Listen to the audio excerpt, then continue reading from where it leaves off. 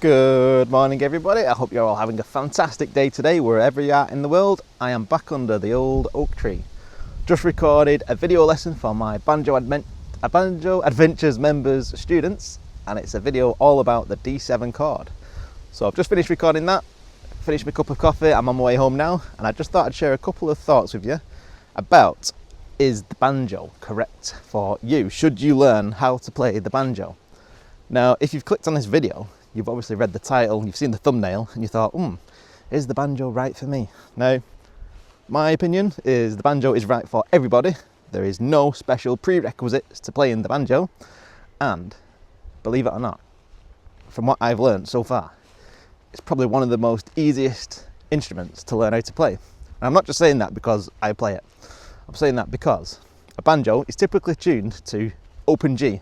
Because it's tuned to open G, that means that straight out the box, you can play a G chord. Now a G chord is one of the most common sort of chords in music that I've seen anyway from playing different tunes on the banjo. Now if you play a G chord on a guitar, you're going to use all four fingers with your left hand. So before you've even started playing, you're getting your left hand involved, your right hand's doing the strumming, and it can be quite challenging. Whereas on a banjo, straight away you're playing a G chord. Now with a lot of music, folk music, you only need to learn three chords, G, D or D7 and a C chord, and with those three chords alone you can play thousands of songs. So if your ultimate goal in learning how to play the banjo is just to play a handful of songs by memory, by the banjo already being tuned to G, you're halfway there. You're halfway there, so that number one, that's easy enough. The thing that is quite challenging, especially with clawhammer, is learning the basic frailing strum, which is quite a tricky, deceptively simple but tricky technique to get your head around. But once you've got the hang of that, you can pretty much play songs. And the first song that I normally teach is Skip to My Lou.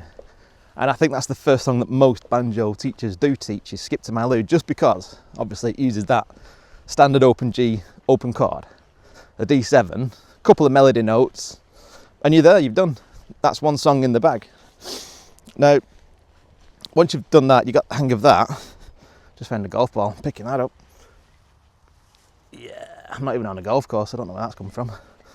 But once you've, if you're wondering what that noise was, I've brought my cup of coffee out with me. I finished it, obviously, I'm not going to drink a golf ball and a coffee. Yeah, so like I was saying, just the D7 chord, G and C chord, and that's it, you're done. You've learnt the banjo, you can play loads of songs.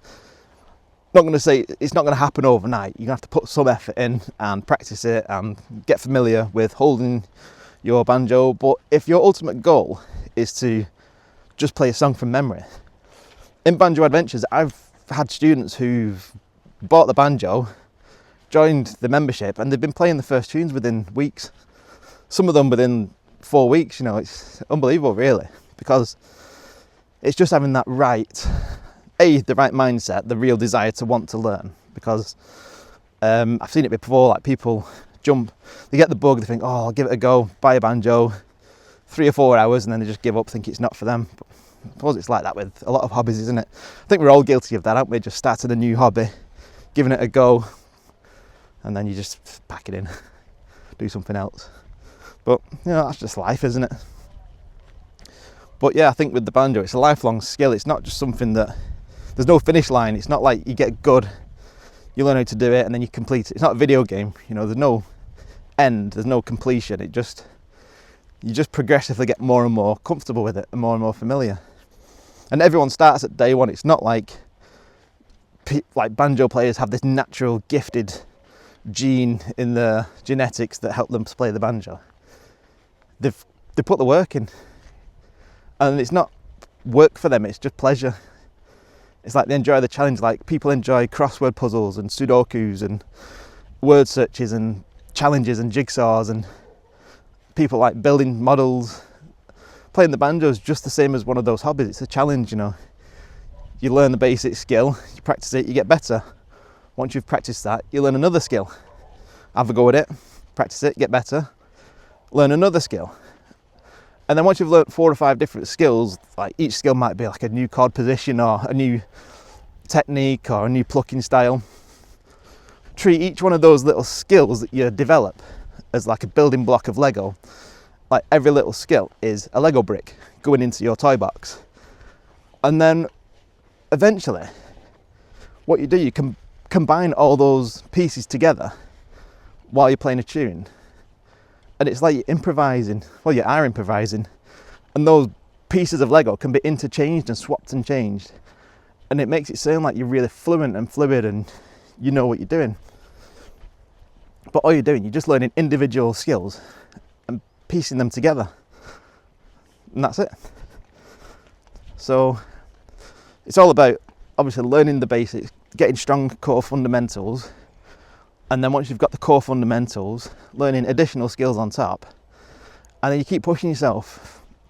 And the only way to push yourself is to know what you don't know. So that's another problem, is hitting brick walls and plateauing. The amount of times that I've been learning and I've got to a point where I thought, right, that's it there, there's nothing else to learn, I'm done. But then you just don't know what you don't know. So you do a little bit of research, you start looking on YouTube, then before you know it, you're stumbling on things that you never heard of. And then you learn that, and then you hit another brick wall, you're like, I don't know what to do now, I don't know what else to learn. So obviously you have to put some more research in, you do a bit of digging, and then you find something else. For example, for me, only in the last couple of years, I've discovered a thing called syncopation. And like, what? Where's this been all my life? I've been playing banjo for nearly 20 years. I've only just discovered what syncopation is. So I'm adding that into my playing now, and it's completely changed how I play the banjo. But again, it's all about what you don't know what you don't know. It's like when you start a new job, and you start your new job, you're walking on day one, it's told a few white lies on your interview, your CV's just a load of drivel, and you walk through the door on day one, they sit you down in your new job, and you're like, I shouldn't be here, I don't know how I've got this job, I know nothing, I'm going to get found out, I'll last about a week and then I'll get sacked. But you stay there, you turn up every day because you have to get paid, and then after about a month or two, not only do you know the job, you know all the things that you don't know, but you're also then in a position to show the new starters exactly where everything is, who everybody is, what to do, and all the other details. Why is that? Why is it from day one you don't know anything and you're worried that you're going to get sacked because you know so little? Then after 2 months, not only do you know everything, but you're also in a position to teach other people exactly what to do in that new job. Why is that? It's familiarity.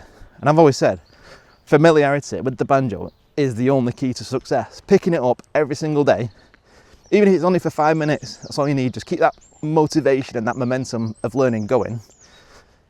5 minutes here, 10 minutes there, and just keep going. And those little drops in the bucket will eventually fill your bucket up, and your abilities will gradually increase. And as well, it's all about knowing what you don't know. And the best way to get through that is obviously learn. You can teach yourself. It can be quite tricky because once you've learnt the basics, it's like, where do you go from there? And that's why I called my project Banjo Adventures, because every single day you're going down little side quests. You think you're following the main path, and then before you know it, you're going down a new path that you've never walked down before, and you're learning new things. But it's knowing where to go and what path to take. So in Banjo Adventures, I've created a roadmap for beginner banjo players that will take you from literally day one of opening your banjo case, sitting it on your knee, playing your first few strings, even tuning up your banjo, right up to your first songs, your first 3 chords, so we get up to the C chord, got loads of song tutorials, playthroughs, exercises, and best of all, we've got an amazing community of people from all over the world in a live, active chat community where we can share audio clips, we can share photographs, videos, and it is really, really a valuable resource, because no longer are we just individuals learning by ourselves on the internet, sat in front of a YouTube video. We've now got a fully interactive community, and I'm in the community every single day offering guidance and feedback, and a lot of the video lessons that I've put together have been off the back of questions and problems that my students have had. So if you're looking for a really good resource to help you with your banjo playing, if you're a beginner, if you're just getting started, or if you've given it a go, you give up and now you're coming back for more, check out my website. It's called banjoadventures.com. I run a membership site and it is proving to be very, very valuable for a lot of people. So that's my advice to you. If you want to learn the banjo, give it a go. First things first, have a go at teaching yourself. There's unlimited resources available online. You can teach yourself for free. I taught myself for free. It's been a long, windy, tricky, challenging road at times, but I've persisted and I've got through. But if you want to skip the nonsense, skip the brick walls, the plateaus, the failed attempts, and you want just a roadmap that works, come and check out banjoadventures.com and I'll be honoured to help you, guide you and teach you how to play the banjo. Oak tree, check this out. Acorns, take some of them home. Golf balls and acorns. Right, it's been nice talking to you. See you on the next one.